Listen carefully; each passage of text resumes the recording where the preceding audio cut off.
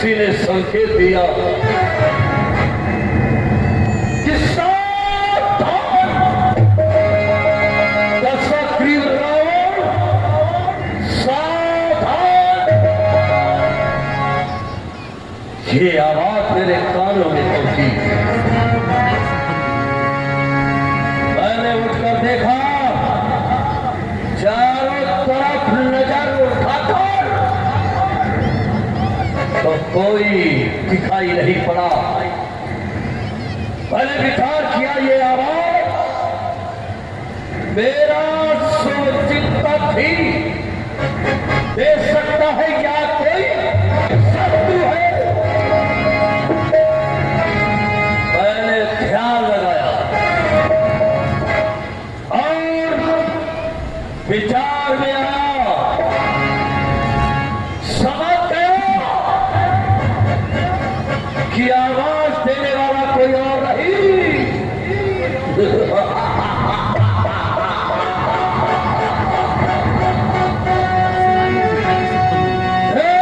शिव शिव, मैं सब जान गया।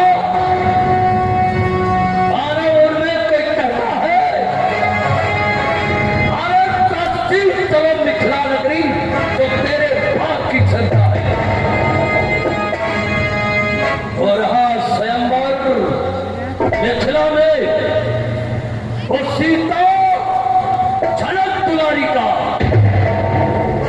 तो अधिकारी कौन भला होगा, मेरी वो मोक्ष पिटारी। इसलिए चलूं मिथिला नगरी, पहले दर्शन को पाना है, फिर अपनी 20 भुजाओं का कर्तव्य नया। मुझे चलना चाहिए अपने पुष्पक विमान से लंका से मिथिला के लिए।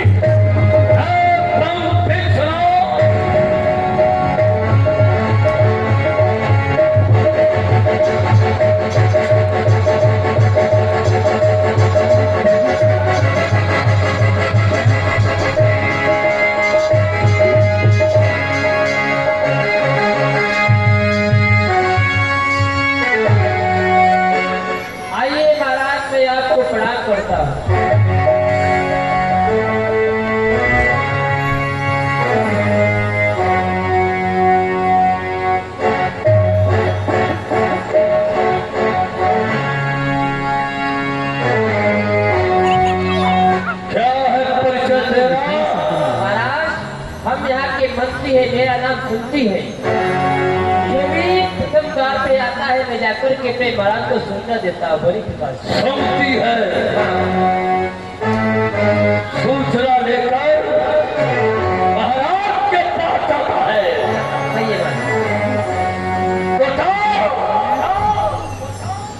मिथिला नरेश से कहो, जाकर कहो मिथिला पति महाराज सभा पथ में आ गया कि लंका जैसे आप किया क्या कहो, दशग्रीव रावण का पदार्पण हो चुका है।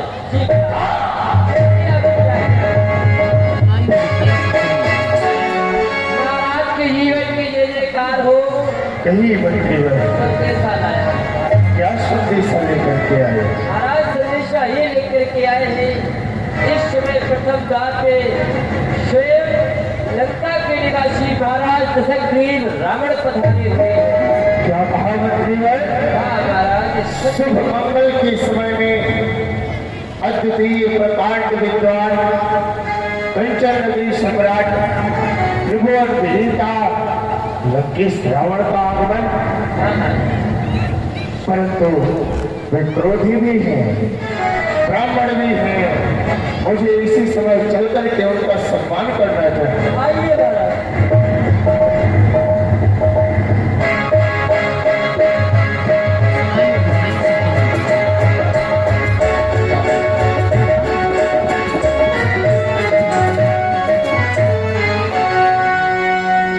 हे गुरु भाई, आपके चरणों में मैं प्रणाम करता हूँ।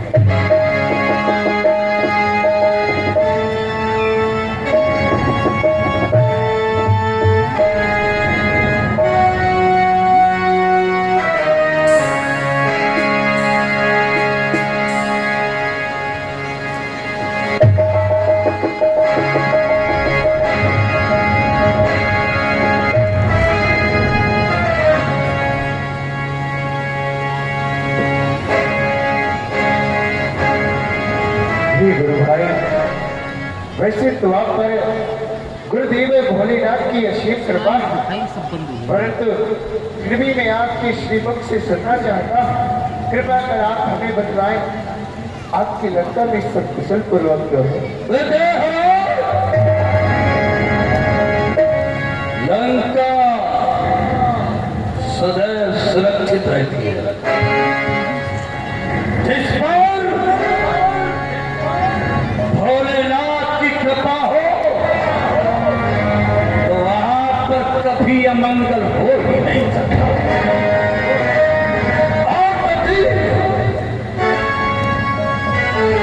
धोखे से यदि अमंगल आ ही भी जाए तो मेरे भय और प्रताप से वो सुमंगल बन करके अपनी सुनाओ, अपनी कुशलता हमें सुनाओ। ये गुरु भाई, जिसकी गुरु स्वयं महादेव जैसे, जिसकी गुरु भाई आपके जैसे प्रतापी, कुशलता वहां आने के लिए कई बार विचार करेगी। आप सभी की कृपा से मिथिलापुरी ये बताओ, ये तमाम यहाँ पर जन समुदाय एकत्रित है, आपने इन्हें बुलाया होगा। जब बुलाया है तो उसका उद्देश्य क्या है? ये गुरु भाई, मैंने जैन समुदाय को बुलाया है, उद्देश्य यह है कि हमारी पुत्री सीता का स्वयंवर होना है, जिसके लिए हमने एक सभी के पास पत्रिका भेजी। तुम्हारे भी कोई कन्या है और वो कन्या इतनी बड़ी हो गई जिसका स्वयंवर होने जा रहा है। और एक बात बताओ, हम तुम्हारे शत्रु हैं या मित्र हैं? आप हमारे मित्र हैं, आप हमारे अग्रज हैं। तो फिर हमारे पास निमंत्रण क्यों नहीं भेजा गया? पहले ये बताओ। क्या कह रहे हैं आप महाराज? क्षमा करें, हमने अपने मंत्री के द्वारा आपके पास पत्रिका भेजी। मंत्री कैसा मंत्री? मंत्रिवर्षों से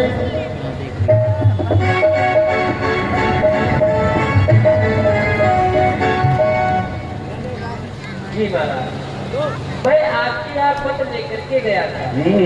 सही बोलना। क्यों नहीं महाराज, सत्य बोलूंगा। मैं आपकी लंका के लिए पत्र लेकर के जा रहा था। लंका से पहले विशाल का जो समुद्र पड़ता है, हमसे मंत्री विजय राज के ठहरे हुए आपके समुद्र को न पार कर सके, इसीलिए हमने आपकी पत्र का समुद्र में दे दिया था। हमने कहा जाकर के लंका में दे देना। बात कर क्या बोल? अरे समुद्र की औकात नहीं है तो दशग्रीव की पत्रिका को हजम करना।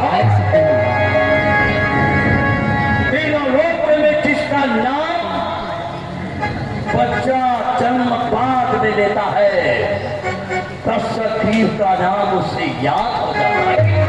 क्षमा करें, हमें आपका नाम नहीं याद था, इसलिए हमें पत्रिका दे दी। क्या श्रीनामा लिखा हुआ था? अरे आपका श्रीनामा मुझे याद ही नहीं था।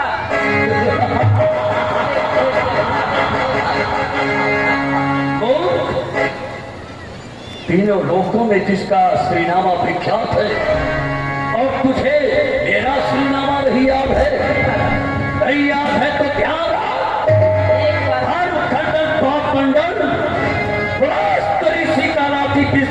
पुत्र, ये कल्प नगरी का भाग्य विधाता जनता पति दशग्रीव, अगर ये पत्रिका पर लिखा होता तो समुद्र स्वयं हमारे पास चलकर आता और पत्रिका